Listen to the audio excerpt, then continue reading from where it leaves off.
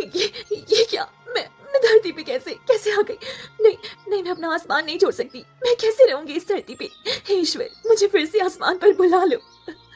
तभी उसके सामने एक जानवर आया और लड़की ने अपनी आंखों पर हाथ रख लिया।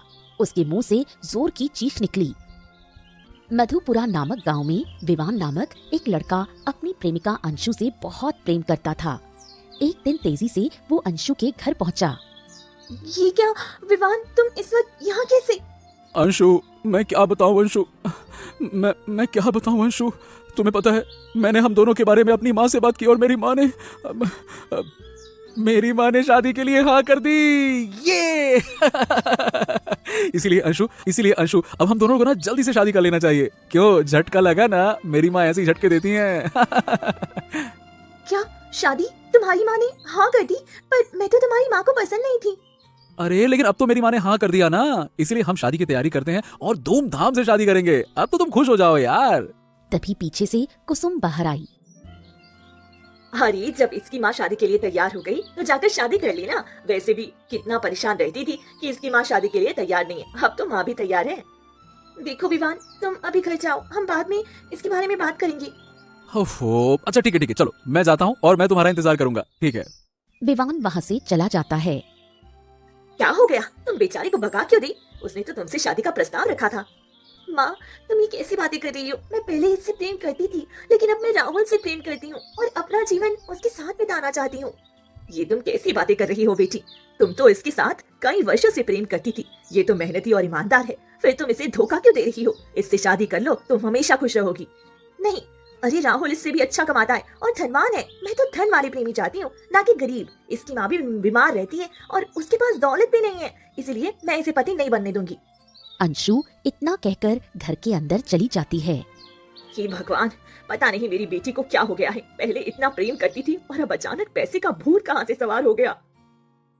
ऐसे ही 2 दिन बीत गए और एक शाम विवान भागते हुए आया।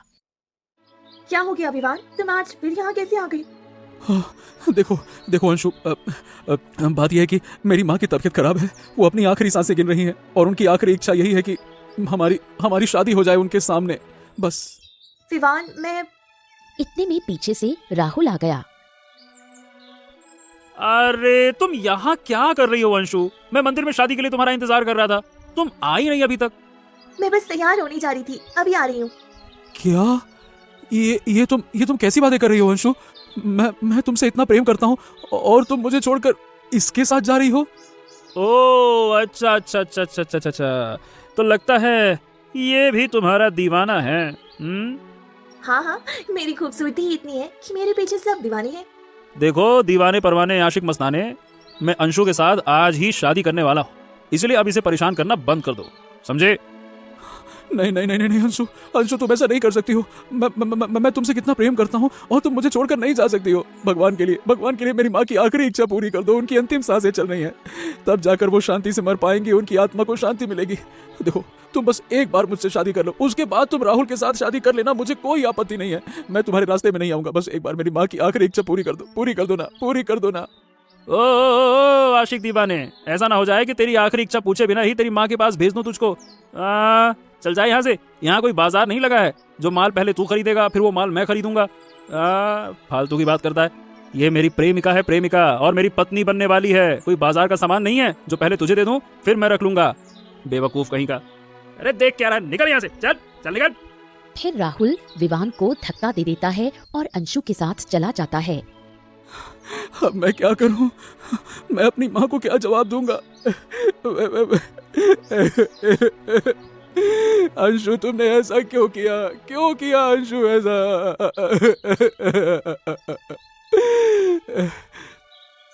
विवान रोते हुए घने जंगलों की तरफ चला जाता है और पेड़ के नीचे बैठकर फूट फूट कर रोने लगता है। तभी आसमान से एक तारा टूटकर गिर रहा था। विवान उसे देखकर खुद से बोला, अरे ये तो टूटता तारा है। माँ कहती थी कि टूटते तारे से जो भी मांगो वो पूरा होता है। हाँ, लेकिन मेरी इच्छा, क्या मेरी प्रेमिका मेरे पास वापस आ जाएगी? नहीं, ऐसा कभी नहीं हो सकता। उसकी शादी किसी और से हो रही है। हाँ। विवान उदास होकर नीचे झुक गया। वहीं टूटता तारा घने जंगलों के बीच गिरा और उससे अचानक एक बेहद खूबसूरत लड़की का जन्म हुआ। ये क्या, मैं धरती पर आ गई? अब मैं क्या करूं? मैं तो तारा था, आसमान से सीधे धरती पर आ गया। अब मुझे आगे जाकर देखना चाहिए। तारिका जैसे तैसे उठने की कोशिश करती है लेकिन चल नहीं पाती और फिर से गिर पड़ती है। ये क्या, मैं चल नहीं सकती, ऊपर से मुझे चोट भी लगी है, मुझे किसी से मदद लेनी होगी। तभी सामने से एक जानवर भागता हुआ आया। ये जानवर मेरी तरफ भाग रहा है, मुझे इससे बचना होगा, लेकिन मैं भाग भी नहीं सकती, मैं मरना नहीं चाहती। तारिका जैसे तैसे उठकर भागने की कोशिश करने लगी लेकिन जानवर पास आकर हमला कर देता है। तभी तारिका अपने हाथ फैलाती है और अचानक तेज रोशनी फैलती है और जानवर दूर जाकर गिर पड़ता है। ये क्या, ये तो मेरे प्रकाश से दूर पड़ गया। अब मेरे अंदर शक्तियां हैं जिससे मैं अपने आप की रक्षा कर सकती हूँ, लेकिन मेरे पास इतनी शक्ति नहीं है कि किसी का सामना कर सकूं। मुझे किसी नेक इंसान की तलाश करनी होगी जो मेरी मदद कर सके। तारिका जैसे तैसे उठकर घने जंगल से बाहर जाने की कोशिश करती है। तभी उसकी नजर पेड़ के नीचे जाती है जहाँ विवान बैठा हुआ था। अरे, ये तो कोई मनुष्य लग रहा है, मुझे इसके पास जाकर मदद मांगनी चाहिए।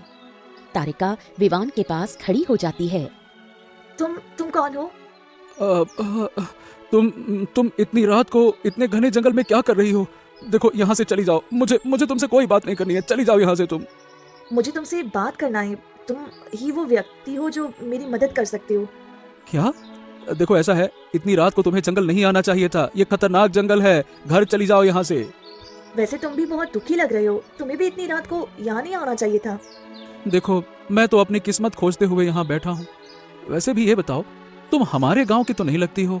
मैंने तुम्हें पहले तो कभी नहीं देखा। तुम्हारा नाम क्या है और तुम आई कहाँ से हो? मेरा नाम तो कोई है ही नहीं। अगर मैं कह दूं कि मैं तारा हूँ, आसमान से गिरी हूँ, तो ये मजाक उड़ाएगा और वह मुझसे बात भी नहीं करेगा। मेरे पास इतना समय भी नहीं है। क्या हो गया? कुछ बोल क्यों नहीं रही हो? तुम्हारा नाम क्या है? मेरा नाम तारिका है। अरे वाह, तुम्हारा नाम तो बहुत ही अच्छा है तारिका। चलो, नाम तो तुम्हारा अच्छा है, लेकिन अब चलो, मुझे घर जाना होगा। क्या है कि मेरी माँ की तबीयत भी ठीक नहीं है, बेचारी वो बीमार है, मुझे याद कर रही होंगी। मैं जाता हूँ। विवान वहाँ से जाने लगता है। हे भगवान, अब मैं क्या करूं? वह तो जा रहा है और मुझे साथ नहीं ले जा रहा। रुको, मुझे भी तुम्हारी मदद चाहिए। तुम कहाँ जा रहे हो? रुको। देखो, मैं अपनी माँ के पास जा रहा हूँ, मुझे किसी लड़की से कोई बात ही नहीं करनी है, लड़की से तो खास तौर पे नहीं करनी है, इसीलिए तुम चली जाओ, मुझे जाने दो, मैं जा रहा हूँ। विवान वहाँ से चला जाता है। ये क्या, मुझे छोड़कर चला गया? अब मैं क्या करूं? मुझे कुछ समझ में नहीं आ रहा, लेकिन मुझे किसी तरह गांव की तरफ जाना ही होगा। तारिका जैसे तैसे आगे बढ़ती है। तभी सामने से दो बूढ़ी औरतें गुजर रही होती हैं। तभी उनकी नजर तारिका पर पड़ती है, जो कि चांद की रोशनी में चमक रही होती है। अरे वह देखो, वह तो आसमान से टूटा तारा है, लेकिन ये तो अब लड़की का रूप ले लिया है। और ये तारा पूरे 500 वर्षों में एक बार ही टूटता है। इसकी बलि देने से हम दोनों शक्तिशाली भी हो जाएंगे और फिर हम जवान हो जाएंगे। हाँ बहन, तुम ठीक कह रही हो, सचमुच ये तारा है। इसके शरीर की चमक देखकर ही पता चल रहा है। मैंने भी कहा था कि ऐसे तारे की उपस्थिति बहुत कम हो गई है। ये तो लाखों में एक है। चलो जल्दी चलकर इसे अपने कब्जे में कर लेते हैं। फिर दोनों तारिका की तरफ आने लगती हैं। तभी तारिका की नजर इन दोनों पर जाती है। ये दोनों मेरी तरफ क्यों आ रही हैं? मुझे ठीक नहीं लग रहा, मुझे भागना चाहिए। ये दोनों तंत्र विद्या करने वाली हैं, मुझे इनके हाथ से निकलना ही होगा। तारिका वहाँ से भागने लगती है। अरे देखो, ये लड़की भाग रही है। हाँ बहन, ठीक कह रही हो तुम। हाँ, लेकिन हम इसे भागने नहीं देंगे, इसे पकड़ना ही होगा। वहीं भागते भागते तारिका झाड़ियों में छिप जाती है। वह तो कहीं छुप गई, अब हमें दिखाई भी नहीं दे रही है। चिंता मत करो बहन, अभी वह हमसे बचकर चली गई है, लेकिन फिर दोबारा हमसे बचकर नहीं जाएगी। चलो चलते हैं। हाँ, अभी चलते हैं। ये तो अभी छुप गई है, लेकिन हमारी नजरों से कब तक बचेगी? जब भी हमारी नजरों के आगे आएगी, हम तुरंत पहचान जाएंगे। दोनों बहनें वहाँ से चली जाती हैं। तभी तारिका झाड़ियों से बाहर आती है। पाल पाल बच गई, वरना ये दोनों पता नहीं आज मेरे साथ क्या करती। अब मैं क्या करूँ, मुझे कुछ समझ में नहीं आ रहा। ये दोनों तंत्र विद्या करने वाली हैं, कहीं ये मेरे साथ कुछ गलत ना कर दे। दोनों बहनें अपनी झोपड़ी में लौट आती हैं। अब हम क्या करें? हमने आज तो तंत्र साधना की है, इसका इस्तेमाल कर सकते हैं या नहीं? हाँ बहन, चलो अपनी शक्तियाँ लगाकर अपनी जवानी वापस लेते हैं। दोनों बैठकर तंत्र विद्या करने लगती हैं। तंत्र विद्या करते करते अचानक तेज रोशनी फैलती है। मधुमती एक बेहद खूबसूरत और जवान लड़की में बदल जाती है। वहीं गोमती बूढ़ी औरत के रूप में रह जाती है। ये क्या, हमने बराबर तंत्र साधना की और इतनी सारी विद्या अर्जित की, फिर भी तुम इतनी खूबसूरत जवान हो गई और मैं बूढ़ी ही रह गई? ये असंभव है। अच्छा, चिंता मत करो बहन, कि ये खूबसूरती और जवान रूप हमें केवल आधी रात के लिए मिला है। जैसे ही सुबह होगी मेरी ये खूबसूरती चली जाएगी और मैं फिर से बूढ़ी हो जाऊंगी, लेकिन हमेशा हमें जवान और खूबसूरत दिखना तो है। हमें उस लड़की को ढूंढना ही होगा। हाँ, पर कैसे? वो तो छुप गई और हमें तो अभी तक दिखाई भी नहीं थी। देखो बहन, उसने हमें पहचान लिया कि हम दोनों तंत्रिका हैं, लेकिन ये नहीं समझ पाएगी कि मैं कौन हूँ। मैं इसी रूप में जाकर उसे फंसाऊंगी और उसे अपनी झोपड़ी में ले आऊंगी। वहीं से हम उस तारे के बारे में अपने दादाजी की किताब से साधना करेंगे। हाँ, जल्दी जाओ, मैं इंतजार कर रही हूँ। मधुमती खूबसूरत लड़की के रूप में जंगल की तरफ निकल जाती है। तारिका जैसे तैसे घने जंगल में आगे बढ़ती है। तभी उसे मधुमती दिखती है। अरे, ये तो कोई खूबसूरत और जवान लड़की है, शायद ये मेरी मदद कर सकती है। तारिका मधुमती के पास जाती है। तुम कौन हो? तुम इस तरह कैसे चल रही हो? मैं रास्ता भटक गई हूँ, मेरा घर बहुत दूर है, मुझे थोड़ा मदद चाहिए। मैं यहाँ किसी को जानती भी नहीं हूँ। हाँ, क्यों नहीं, मेरा घर पास ही में है, मैं तुम्हें अपने साथ ले चलती हूँ। क्या, सच में? हाँ हाँ, क्यों नहीं, चलो चलते हैं। फिर मधुमती तारा को लेकर झोपड़ी की तरफ जाने लगती है। धरती लोग कितना अच्छा है, यहाँ सब बुरे नहीं है। मधुमती तारा को झोपड़ी के अंदर ले जाती है। वहाँ गोमती पहले से मौजूद थी। ये क्या, तुम वही हो जो जंगल में मेरा पीछा कर रही थी? हाँ, अब तुम मेरी चंगुल से नहीं निकल सकती। ये तुम कहाँ ले जा रही हो? मुझे जाने दो, मैं यहाँ नहीं रह सकती, मुझे जाने दो। अचानक तेज रोशनी फैलती है। मधुमती फिर से बूढ़ी औरत के रूप में बदल जाती है। क्या तुम दोनों ने मुझे धोखा दिया? एक जवान लड़की का रूप लेकर मुझे फंसा दिया। मुझे जाने दो, ऐसा नहीं कर सकते हो तुम, मुझे जाने दो। अब तुम कहीं नहीं जा सकती। तुम नहीं जानती कि तुम कितनी बड़ी विद्या अर्जित करने वाली हो। मैंने दादाजी की किताब में पढ़ा था कि ऐसा तारा 500 वर्ष में एक बार टूटता है, और तुम 500 वर्षों में पहली बार धरती पर आई हो। हम अपनी किस्मत की चाबी ऐसे कैसे जाने दें? कल की चांदनी रात में ही हम इसकी बलि देंगे। अब सूरज निकलने वाला है, अभी हम इसे बलि नहीं दे सकते। बहन, चलो अब हम इसे कमरे में बंद कर देते हैं। दोनों बहनें जबरदस्ती तारिका को एक कमरे में बंद कर देती हैं। मैं यहाँ से कैसे बाहर निकलूं? मुझे जाना ही होगा।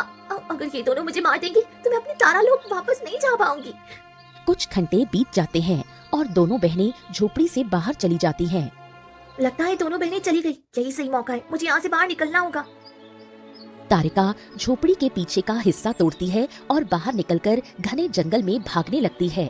रास्ते में उसे विवान मिल जाता है। मुझे बचा लो, वे दोनों बूढ़ी औरतें मुझे जान से मार देंगी। वे मेरी बलि देना चाहती हैं।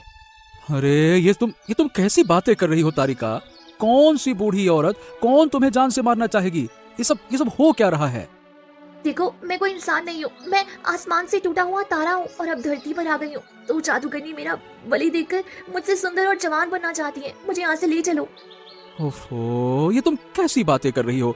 देखो, मुझे ये सब बातों पर यकीन नहीं है।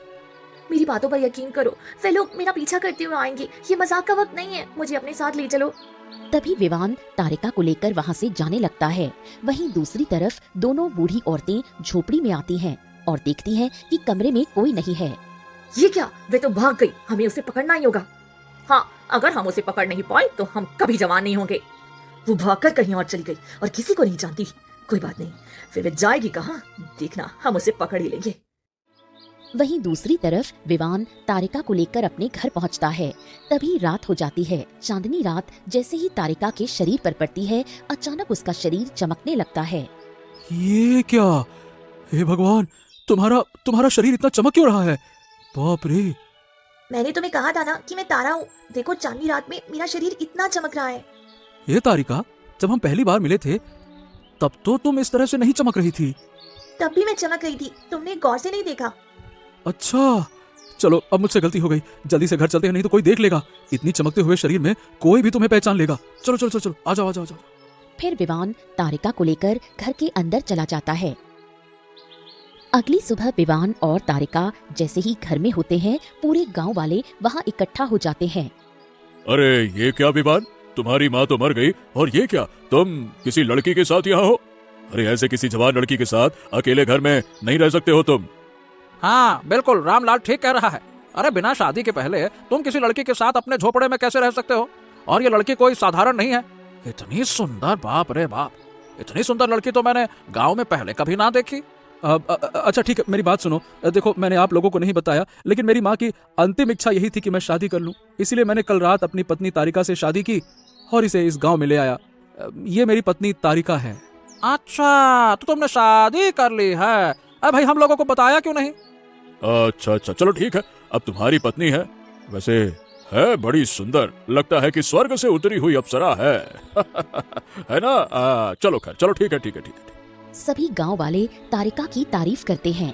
वहीं तारिका विवान के पीछे खड़ी विवान को प्यार भरी नजरों से देखती है। ये दिल का कितना अच्छा है, मेरी इज्जत रखने के लिए इसने सब गांव वालों के सामने मुझे अपनी पत्नी का दर्जा दे दिया ताकि कोई गलत नजर ना डाले। सच में इंसान बहुत अच्छे होते हैं, कुछ बुरे होते हैं तो कुछ अच्छे भी। तारिका मुस्कुराने लगती है। जितने भी गांव वाले आते हैं सभी को यही जवाब देती है। कुछ दिन बीत जाते हैं। विवान तारिका का अच्छे से ध्यान रखता है।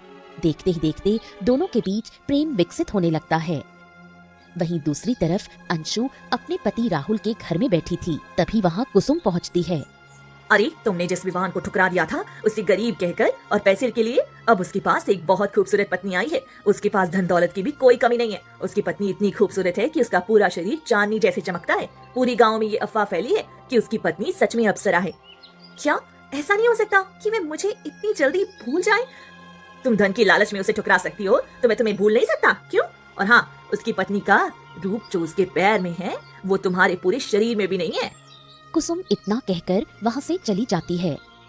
नहीं, ऐसा नहीं हो सकता। मैंने सोचा था कि वह मेरी यादों में कभी दूसरी शादी नहीं करेगा, फिर उसने इतनी जल्दी शादी कैसे कर ली? इतने में राहुल आता है।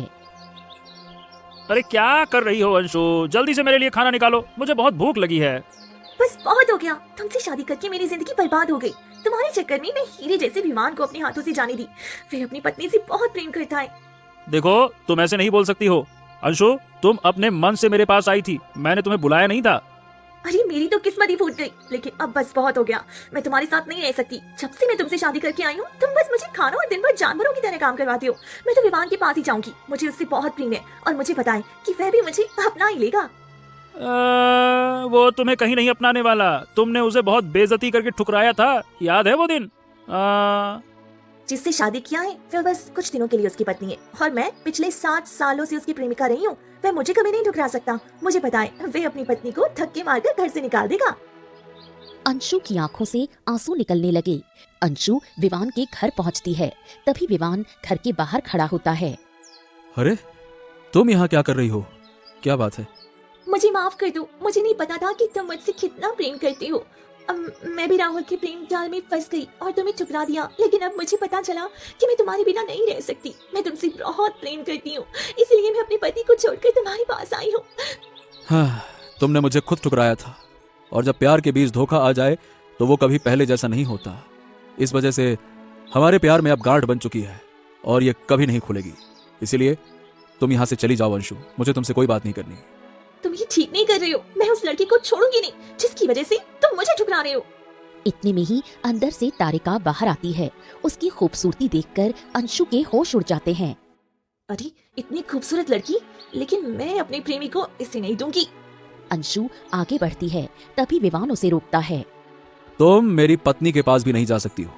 ये मेरी पत्नी है, मेरी पत्नी से दूर रहो। तुम ऐसे कैसे बदल सकते हो विवान? तुम तो मुझसे इतना प्रेम करती थी और आज एक लड़की के लिए मुझे छोड़ रही हो। विवान तारिका का हाथ पकड़कर घर के अंदर चला जाता है। अंशु रोते हुए वहाँ से चली जाती है। ये कौन थी? तुम दोनों क्यों लड़ रहे हो?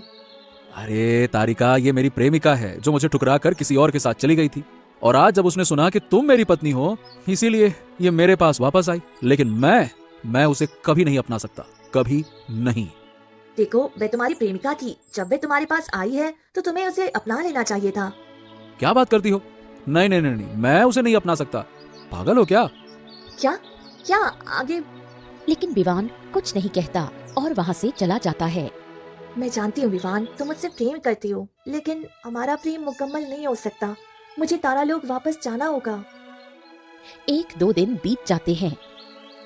हाँ, आज मैं तारिका से अपने दिल की बात कह दूंगा कि मैं उससे कितना प्रेम करता हूँ। हाँ। विवान खुश होकर तारिका के पास आता है। विवान, मुझे तुमसे एक बात कहनी है। हाँ हाँ हाँ, कहो ना। देखो, मुझे अब तारालोक वापस जाना होगा। समय आ गया है। आज ही हमारे लिए तारालोक का द्वार खुलेगा। मुझे अपने तारालोक में जाना होगा। अरे पर तुम कुछ और दिन रुक जाओ ना तारिका, इतनी भी क्या जल्दी है। नहीं, अगर मैं रुकी तो कभी वापस नहीं जा पाऊंगी। मुझे माफ कर दो। तारिका वहाँ से चली जाती है। विवान फूट फूट कर रोने लगता है। मैं पहले अंशु से प्रेम करता था, उसने मुझे ठुकरा दिया। अब मेरा प्रेम तारिका से है, लेकिन तारिका भी मुझे छोड़कर जा रही है। क्या मेरा प्रेम कभी मुझे नहीं मिलेगा? तारिका जाते वक्त रोती है। मुझे माफ कर दो विवान। मैं जानती थी कि तुम मुझसे बहुत प्रेम करते हो।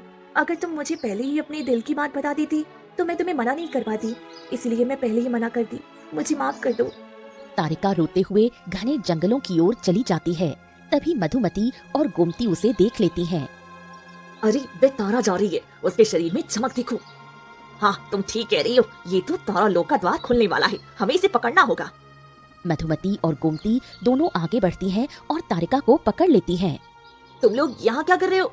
छोड़ दो मुझे जाने दो। तुम ऐसे कैसे जा सकती हो? इतनी मुश्किल से तुम्हें ढूंढा और तब तुम चली जाना चाहती हो? हाँ, उस दिन भाग गई थी, लेकिन अब हम अपनी जवानी वापस लेकर ही रहेंगे। नहीं, तुम लोग ऐसा नहीं कर सकते। तभी पीछे से विवान आता है और दोनों बुढ़ियों के सामने आकर खड़ा हो जाता है। ये तुम दोनों क्या कर रही हो? देखो, छोड़ दो। ये मेरी पत्नी है और तुम इसे छू भी नहीं सकते। छोड़ो इसे, छोड़ो इसको। देखो, ये इंसान आ गया। एक तारा से प्रेम करने वाला इंसान और तारा का प्रेम कभी कायम नहीं होगा। ये मेरा शिकार है और मैं इसे तुम्हें नहीं देने वाली। देखो, ऐसा मत करो। ये मेरी प्रेमिका है और मैं इसे कभी तुम्हारे हवाले नहीं कर सकता। छोड़ दो इसे, छोड़ दो। तुम चली जाओ। ये दोनों तुम्हें जान से मार देंगी। नहीं, ये मुझे कभी जान से नहीं मार सकती। अरे, ये दोनों क्या सोचती हैं कि मैं अपनी प्रेमिका को मौत के मुंह में छोड़ दूंगा? ऐसा कभी नहीं हो सकता। मधुमती मंत्र पढ़ने वाली होती है कि तभी तारिका जोर से डंडा उठाकर मधुमती के सिर पर मार देती है, जिससे मधुमती नीचे गिर पड़ती है। इतने में विवान भी गोमती के सिर पर वार करता है, जिससे गोमती भी वहीं बेहोश होकर गिर पड़ती है। चलो, यहाँ से चलती हैं, वरना ये दोनों होश में आ जाएंगे। मैं तुम्हें कभी नहीं भूल सकता तारिका, और मैं तुमसे बहुत प्रेम करता हूँ, और अब ये बात मैं अपने दिल में नहीं रख सकता। मैं तुम्हारे बिना नहीं जी सकता। अगर तुम मुझे छोड़ दोगी तो मैं तो जीते जी मर जाऊंगा। मैं भी तुमसे प्रेम करती थी, लेकिन कभी नहीं कहा। मैं तारालोक में वापस नहीं जा सकती थी, लेकिन तुमने मेरी 2 बार जान बचाई। अब मैं खुद से अलग नहीं रह सकती। चलो, हम शादी करके अपना जीवन अच्छे से बिताते हैं। क्या क्या क्या क्या क्या क्या, क्या सच में तुम मेरे साथ रहने के लिए तैयार हो? सच में? हाँ, क्यों नहीं। तारिका विवान के साथ चली जाती है। दोनों शादी करके खुशी खुशी अपना जीवन जीने लगते हैं।